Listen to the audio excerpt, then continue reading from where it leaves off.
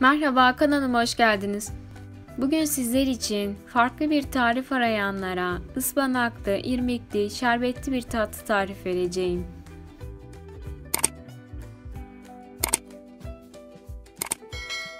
Malzeme listesini açıklama kısmında bulabilirsiniz. İyi seyirler. İlk olarak şerbetimizi yapmakla başlayalım. 3,5 su bardağı şeker.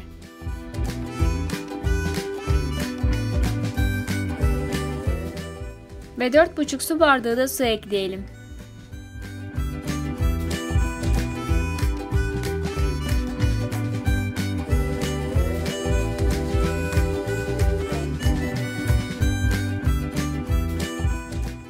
Ocağımızın altını açalım.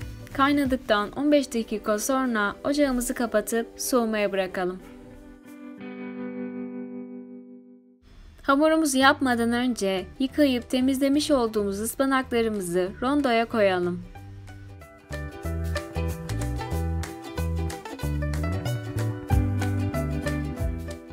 Üzerine sıvı yağ döküp rondodan geçirelim.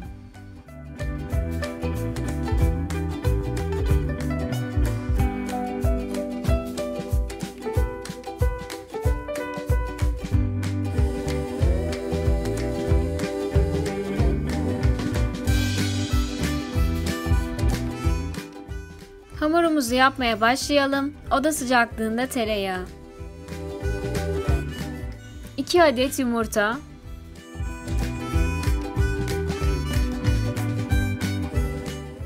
rondodan geçirmiş olduğumuz ıspanaklı püremizle dökelim.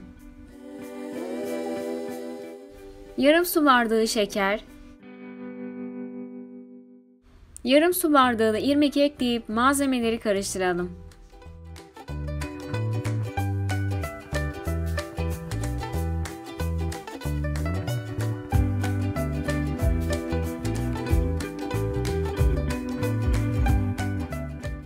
Un eklemeye başlayalım. Ununuzun markasına göre değişiklik göstereceği için unu eklerken yavaş yavaş ekleyelim. 1 paket kabartma tozu ve 1 paket de vanilya ekleyelim.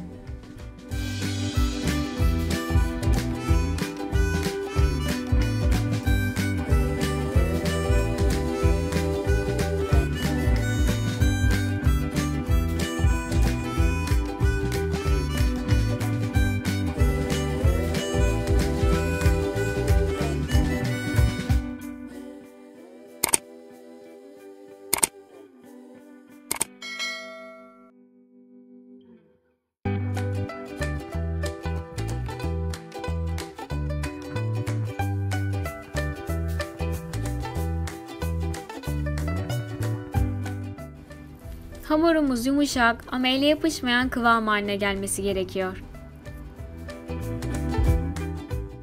İçine isterseniz ceviz veya fındık ekleyebilirsiniz. Yapışmaması için fırın kabımızı yağlayalım. Hamurumuzdan parçalar alıp bu şekilde yuvarlayalım.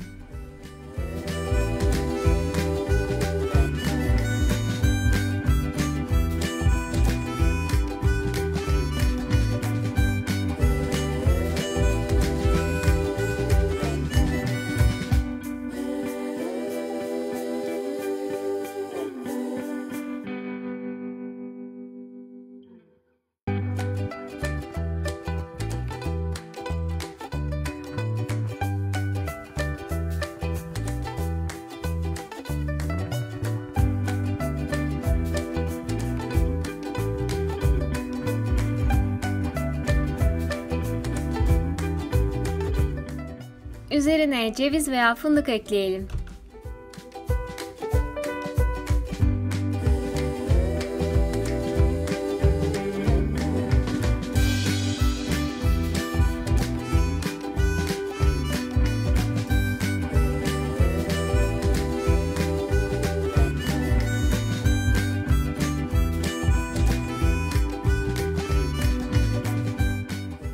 ...170 derecede 25-30 dakika kadar pişirelim.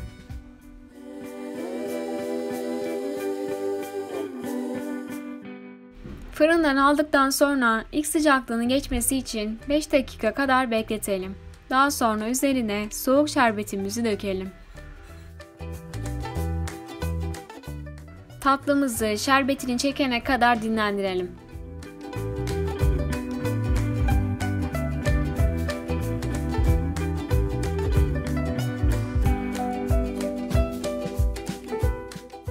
Şerbetini çektikten sonra dilediğimiz gibi servis yapalım.